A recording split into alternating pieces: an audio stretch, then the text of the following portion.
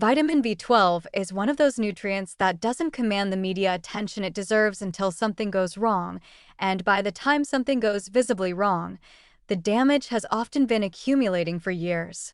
This is part of what makes B12 status so relevant to anyone thinking seriously about healthy aging. It is a slow-burning problem that the body can mask for a long time before clinical symptoms emerge, and those symptoms, when they do appear, can be irreversible. The role B12 plays in the body is foundational. It is essential for the synthesis of DNA, the maintenance of the myelin sheath that insulates nerve fibers, and the recycling of homocysteine, a metabolic intermediate that, when elevated, becomes a significant risk marker for cardiovascular disease, stroke, and cognitive decline. Every pathway B12 touches is one that degrades with inadequate supply. And the research is increasingly clear that subclinical deficiency, levels that fall within the technically normal range, but toward the lower end, is associated with measurable cognitive decline and reduced brain volume in older adults. Here is what makes this particularly concerning for aging populations.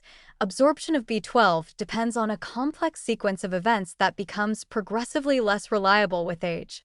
The stomach must produce sufficient hydrochloric acid to free B12 from food proteins. The pancreas must contribute digestive enzymes.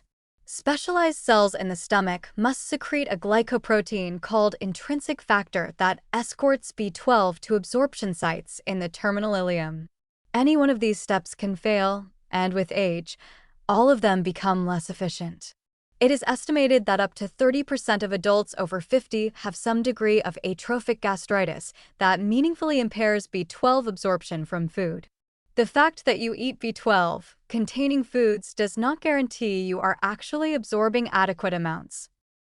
This is a warning that deserves emphasis, particularly for people on long-term use of proton pump inhibitors or metformin, both of which are among the most commonly prescribed medications in the world and both of which further compromise B12 absorption or utilization.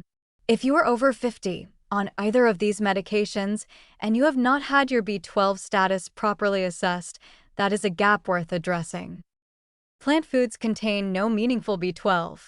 The B12-like compounds found in some algae and fermented foods are largely analogs that can actually interfere with genuine B12 absorption and metabolism. This is not a fringe position, it is the scientific consensus, and it has direct implications for vegetarians and vegans of any age, but most acutely for older adults whose absorption machinery is already compromised.